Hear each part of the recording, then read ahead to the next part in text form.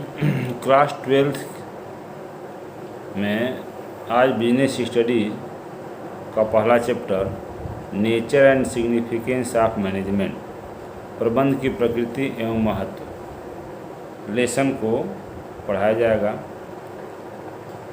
जिसमें मुख्य हेडिंग है प्रबंध एक परिचय, management and introduction. Management concept क्या है, प्रबंध की अवधारणा क्या है। आधुनिक युग में मनुष्य की आवश्यकताएं बढ़ती ही जा रही है और यह स्वयं पूरा नहीं किया जा सकता। ऐसी स्थिति में सामूहिक प्रयास की ज़रूरत महसूस होती है। किसी वस्तु का उत्पादन अकेला व्यक्ति नहीं कर सकता है। वस्तु के उत्पादन के लिए मानव समूह की आवश्यकता होती है। मानव समूह के द्वारा किए जाने क्रिया को सामूहिक प्रयास कहा जाता है। एक मानव समूह एक वस्तु का उत्पादन करता है, दूसरा मानव समूह दूसरी वस्तु का उत्पादन करता है। इस तरह से मानव की सभी आवश्यकताओं की पूर्ति करने के लिए मानव कई समूहों में काम करता है। अब यहाँ प्रश्न उठता है कि एक समूह में कार्यरत सभी व्यक्ति इतने सक्षम हैं कि वे स्वयं ही बिना किसी बाहरी निर्देशन या नियंत्रण के अपनी सभी क्रियाओं को सफलतापूर्वक निष्पादन कर लेंगे। तो इस प्रश्न का उत्तर नहीं होता है।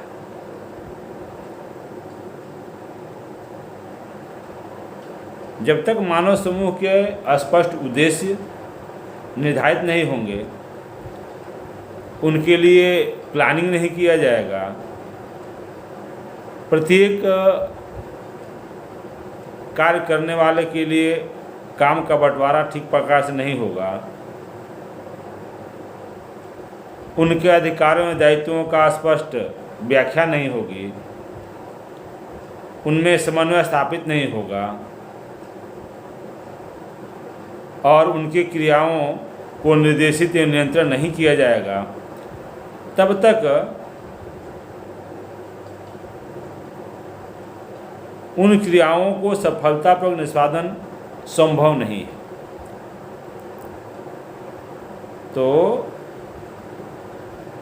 सफलतापूर्वक निष्पादन के लिए प्लानिंग किया जाना, कार्यों का बंटवारा किया जाना, प्रत्येक का अधिकारों और दायित्वों का स्पष्ट व्याख्या होना, ये आवश्यक होता है। तो इस समस्या का समाधान कैसे होगा? तो इस जटिल समस्या का समाधान प्रबंध में निहित होता है।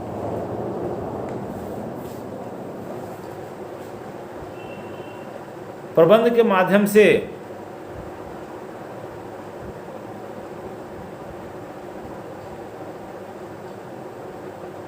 एक मानव समूह से संबंधित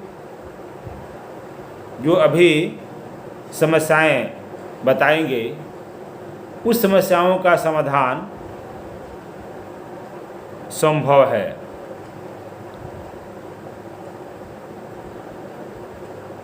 प्रबंध द्वारा मानव समूह की क्रियाओं को कुशलतापूर्वक संचालित करके और उत्पादन के संसाधनों का कुशलता एवं मितव्ययितापूर्वक प्रयोग करके पूर्व निर्धारित उद्देश्यों को आसानी से प्राप्त किया जा सकता है।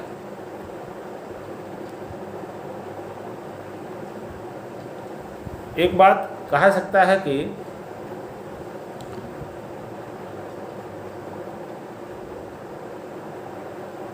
प्रबंध के नहीं होने पर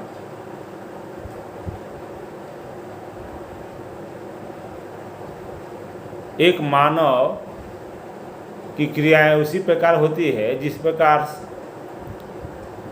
नाव में बिना नाविक का नाव होती है।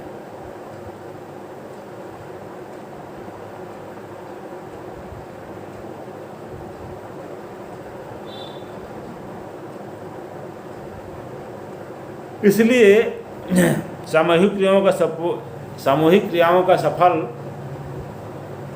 क्रियान्वयन के लिए एक विशेष शक्ति की आवश्यकता होती है। उस शक्ति का नाम ही प्रबंधक है।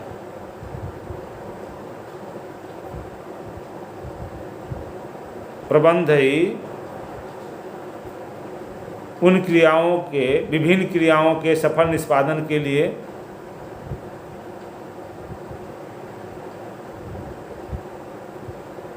संभव बनाता है।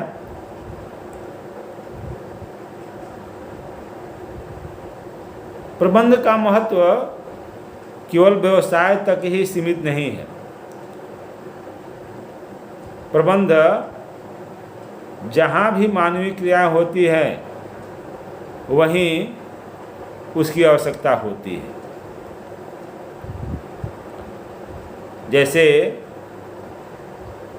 Educational institution, religious institution, government department, unions, forces and family,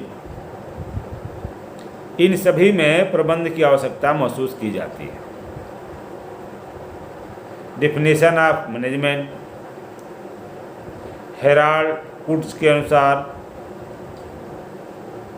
प्रबंध औपचारिक रूप से संगठित समूहों में अन्य व्यक्तियों के साथ मिलकर कार्य करने तथा करवाने की कला है। Management is the art of getting things done through and with formally organised groups. George R Terry के अनुसार प्रबंध एक विशेष प्रक्रिया है जिसमें नियोजन, संगठन, उत्प्रेरणा एवं नियंत्रण सम्मिलित हैं। इनमें से प्रत्येक में विज्ञान एवं कला दोनों का प्रयोग करते हुए पूर्व निर्धारित लक्ष्यों को पूरा करने के लिए इनका अनुसरण किया जाता है। Management is a distinct process consisting of planning, organizing, actuating and controlling, utilizing in each both science and art are followed in order to accomplish predetermined objectives.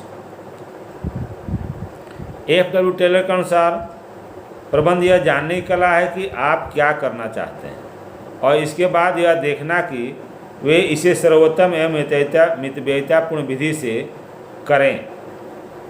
Management is the art of knowing what you want to do and then seeing that they do it in the best and cheapest वे।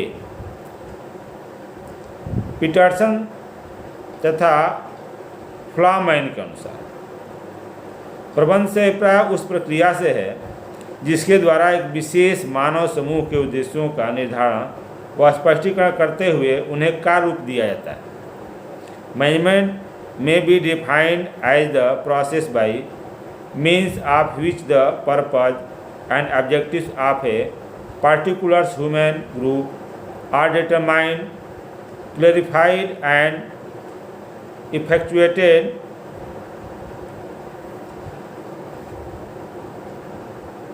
अब इसमें दो शब्द आए, effectiveness versus efficiency, प्रभावपूर्णता बनाम कुशलता। Meaning of effectiveness, प्रभावपूर्णता, किसी भी काम को समय पर पूरा करने किसी भी काम को समय से पूरा करना ही इफेक्टिवनेस प्रभावपूर्णता होता है।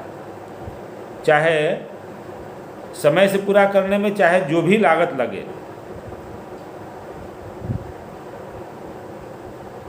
दूसरा शब्द है एफिशिएंसी, कुशलता। तो कुशलता से आशय काम को कम से कम लागत पर पूरा करने से।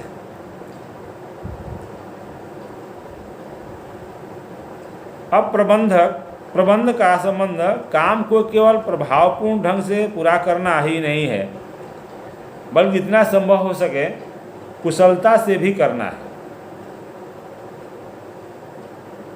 एक सफल प्रबंधक के लिए प्रभावपूर्णता और कुशलता, इफेक्टिवनेस एंड एफिशिएंसी दोनों का समान महत्वपूर्ण है।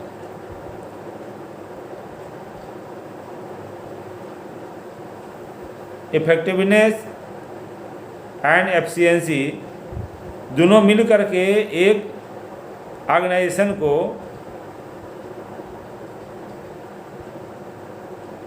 शिखर तक पहुंचा सकते हैं, और उसका अभाव हो जाए, यानी ये दोनों न हो तो नीचे धरातल पर भी गिर सकते हैं।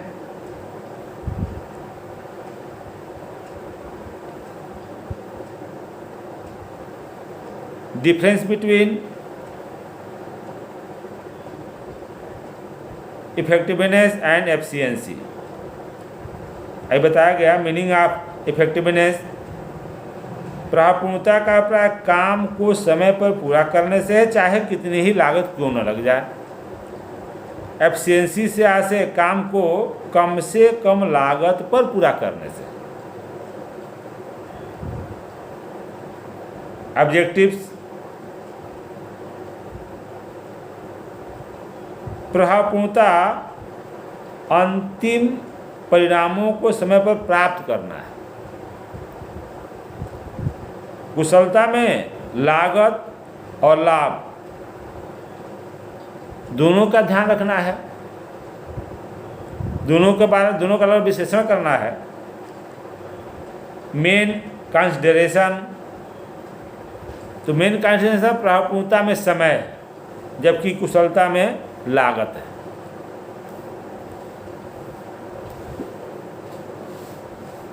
Characteristics of management.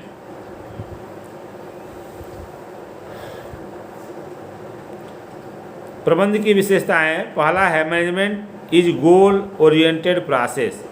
प्रबंध उद्देश्य प्रधान प्रक्रिया है।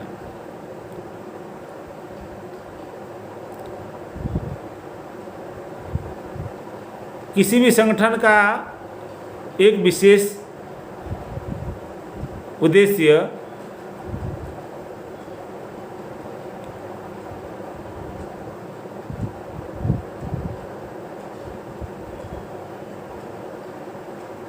की पूर्ति करना होता है या प्राप्ति करना होता है।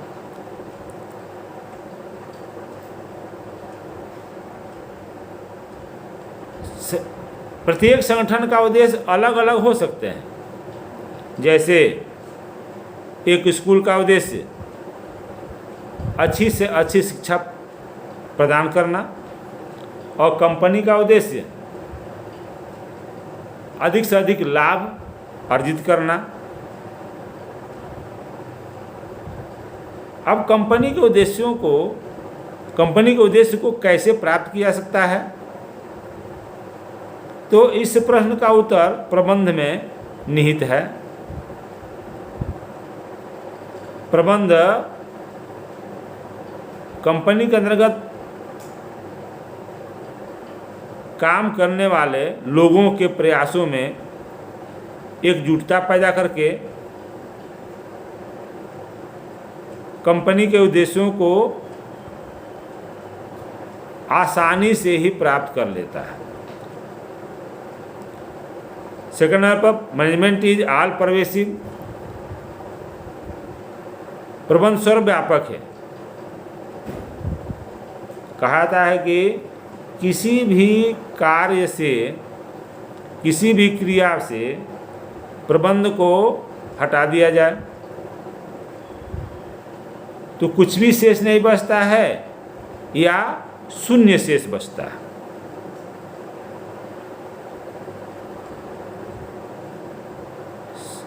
सर्वव्यापक से अभिप्राय यहाँ पर व्यावसायिक तथा गैर व्यावसायिक सही प्रकार की क्रियाओं से है।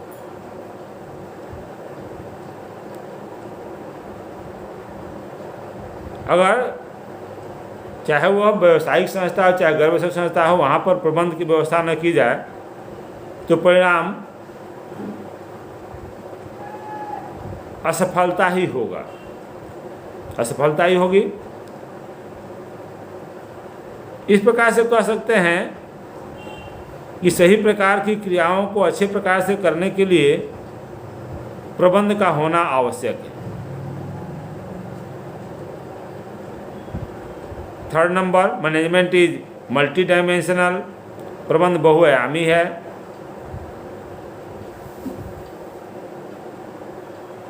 अभी बताया गया कि प्रत्येक संगठन का निर्माण कुछ काम करने के लिए ही किया जाता है। जैसे विद्यालय का निर्माण शिक्षा प्रदान करने के लिए किया जाता है, अस्पताल का निर्माण रोगियों का इलाज करने के लिए किया जाता है, और कारखाने का निर्माण वस्तु के उत्पादन के लिए होता है। ये तीनों जो उदाहरण है, इसमें बिना प्रबंध का कोई भी काम सफलतापूर्वक नहीं किया जा सकता। यानी कि सभी प्रकार के संस्थाओं में प्रबंध का होना आवश्यक है।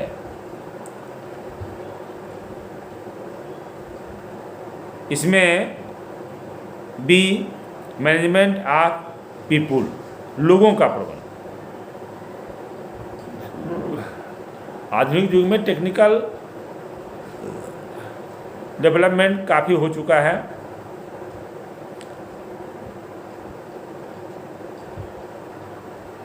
लेकिन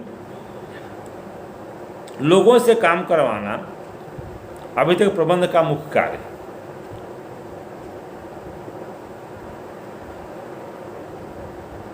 प्रबंध के सामने लोगों से संबंधित दो मुख्य मुद्दे हैं।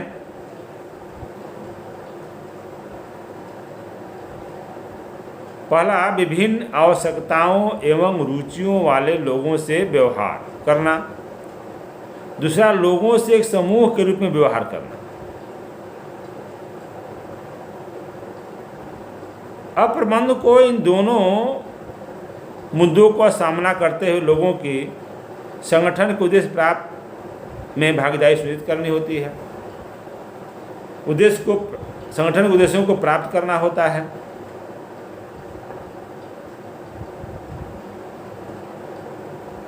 सी, मैनेजमेंट ऑफ ऑपरेशंस, परिचालन का प्रबंध। एक संगठन के उद्देश्यों को प्राप्त करने के लिए कई प्रकार के परिचालन या क्रियाएं करनी होती है। जैसे एक कंपनी के लिए वस्तुओं का उत्पादन, रॉ मटेरियल का परचेजिंग, उत्पादित वस्तुओं का विक्रय, अकाउंट मेंटेन करना, रिसर्च करना और डेवलप काम। प्रबंध इन सभी प्रकार की आवश्यकताओं को या इन सभी क्रियाओं को कुशलतापूर्वक एवं प्रभावपूर्णतापूर्वक पूरा करने के लिए होता है। अब मेन हेडिंग,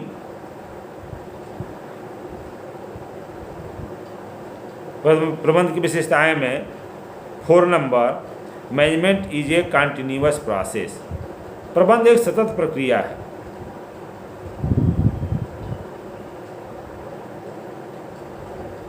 ऐसा नहीं होगा कि किसी संस्था में एक बार मैनेजमेंट ने काम कर दिया जो हमेशा के लिए हो गया, नहीं, इसके लिए बार बार यह काम करना होता है। अब प्रबंध के मुख्य कार्य 5 हैं: planning, organising, staffing, directing and controlling. इसकी बार बार आवश्यकता होती है। एक काम को पूरा करने में इन जो 5 कार्य हैं, इन 5 कार्य किया जाता है। फिर जब काम समाप्त हो गया, फिर दूसरा कार्य चालू हो गया, चाहे वही कार्य फिर चालू हो गया, तो फिर यही 5 कार्य जो है करने पड़ते हैं। इस तरह से प्रबंध इस 5 कार्यों में हमेशा व्यस्त रहता है। 5th number, management is a group activity. प्रबंध एक व्यक्ति का नहीं होता है। एक व्यक्ति के द्वारा की जाने क्रिया पर प्रबंध काम नहीं करता है। हाँ, प्रबंधक एक व्यक्ति होता है जो एक समूह की क्रियाओं का प्रबंध करता है। जैसे ऊपर बताया गया कि एक प्रबंध एक कंपनी के अंतर्गत क्रय करना, उत्पादन करना, विक्रय करना, वित्त की व्यवस्था करना, ये सभी कार्य होते हैं। तो यह किसी एक व्यक्ति द्वारा नहीं हो सकता है। इसके लिए अलग अलग व्यक्ति कार्य करते हैं, सभी मिल करके इस कार्य को करते हैं।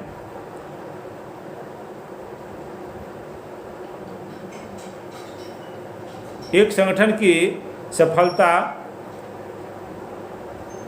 कब संभव है? जबकि वे सभी के सभी एक टीम के रूप में काम करें, उनके प्रयासों में एक ढंग से समन्वय स्थापित किया जा सके, सभी का काम एक ही दिशा में चले। इस तरह से कहा सकता है कि प्रबंध करने वाला कोई व्यक्ति नहीं होता, बल्कि यह सामूहिक क्रिया, ग्रुप एक्टिविटी होती है। 6 number, management is a dynamic function.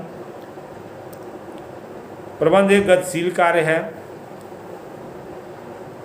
प्रत्येक संगठन चेंजिंग इन्वायरमेंट में ही स्थापित होता है और जीवित भी रहता है।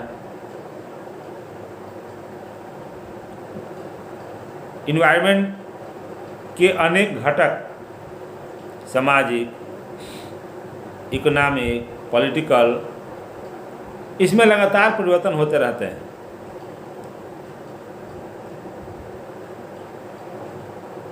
और इनमें परिवर्तन होने के कारण इन परिवर्तनों का सफलतापूर्वक सामना करने के लिए प्रबंध को अपने उद्देश्यों और नीतियों में परिवर्तन करने पड़ते हैं।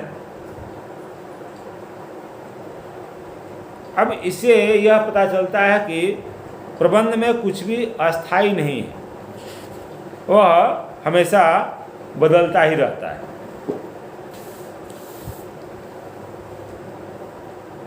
Number 7, management is an intangible force. प्रबंध एक अदृश्य व्यक्ति है। प्रबंध अदृश्य व्यक्ति है जिसे देखा नहीं सकता है, केवल उसकी उपस्थिति महसूस करते हैं।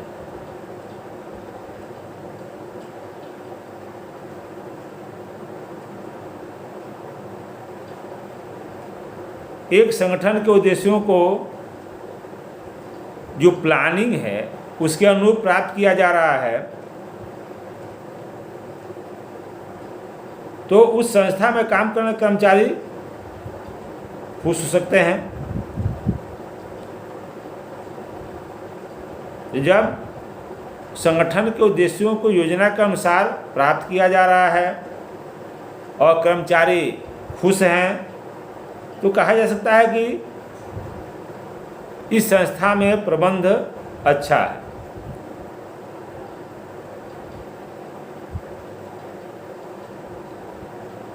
दूसरे प्रकार से इस संगठन में सब कुछ अव्यवस्थित नहीं है, व्यवस्थित है,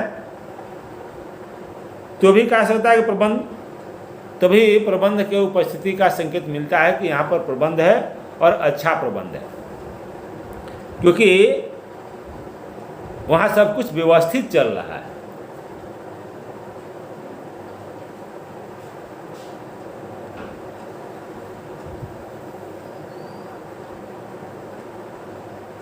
प्रबंध के उद्देश्य, ऑब्जेक्टिव्स ऑफ मैनेजमेंट। प्रबंध के उद्देश्यों को 3 मुख्य श्रेणी में व्यक्त किया जा सकता है। ऑर्गेनाइजेशनल ऑब्जेक्टिव्स संगठनात्मक उद्देश्य, सोशल ऑब्जेक्टिव्स सामाजिक उद्देश्य, पर्सनल ऑब्जेक्टिव व्यक्तिगत उद्देश्य।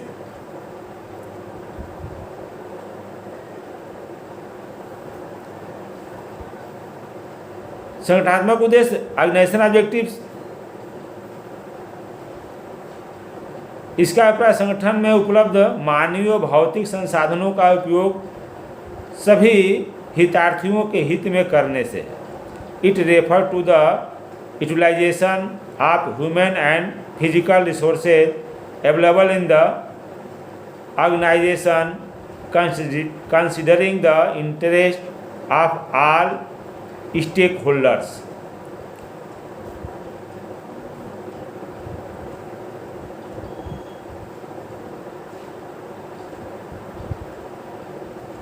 इन उद्देश्यों को निर्धारित करते समय प्रबंध में हित रखने वाले सही पक्षों स्वामी, कर्मचारी, ग्राहक, सरकार का ध्यान रखा जाता है। ऐसा करने से व्यवसाय के आर्थिक उद्देश्य भी पूरे होते हैं।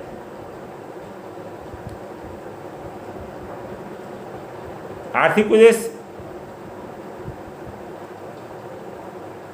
व्यवसाय का जीवित रहना, लाभ प्राप्त करना और विकास करना। जीवित रहना, सर्वाइवल। प्रत्येक व्यवसाय लंबे समय तक जीवित रहना चाहता है, इसलिए प्रबंध संगठन में विभिन्न व्यवसायिक क्रियाओं से संबंधित सकारात्मक निर्णय लेकर यह सुनिश्चित करता है कि व्यवसाय लंबे समय तक जीवित रहे।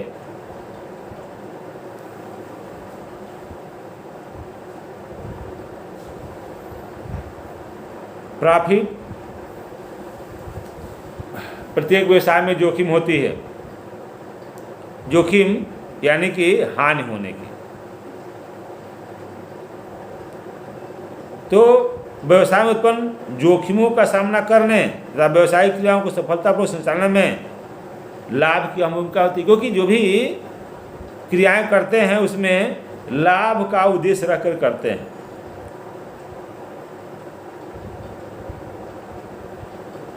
इसलिए प्रबंध द्वारा सुनिश्चित किया जाना चाहिए कि व्यवसाय में पर्याप्त लाभ हो या व्यवसाय अधिक से अधिक लाभ अर्जित करें। ग्रोथ, विकास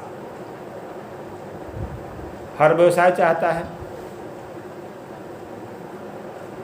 कि विकास हो।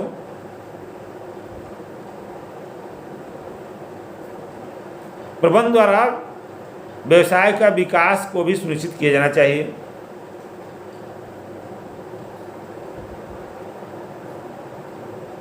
अब विकास हो रहा है, इसका मापना कैसे होगा, कैसे मापा सकता है? तो विकास को वस्तुओं की बिक्री अधिक होगी तो विकास हो रहा है, दिन पर दिन अधिक होगी तो विकास हो रहा है। कर्मचारी की संख्या बढ़ रही है तो भी विकास हो रहा है। उत्पादन की संख्या बढ़ रही है तो भी विकास हो रहा है। पूंजी का अधिक से अधिक विनियोग हो रहा है तो मान जाए कि विकास हो रहा है। इस विकास को मापने का ये मापदंड है। इन सभी में वृद्धि हो रही है तो कहा जाए कि व्यवसाय विकास के पथ पर आगे बढ़ रहा है। यह ऑर्गेनाइजेशनल ऑब्जेक्टिव था।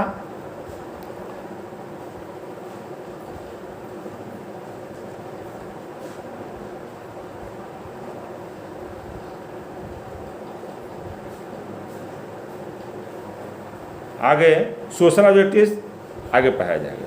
ठीक।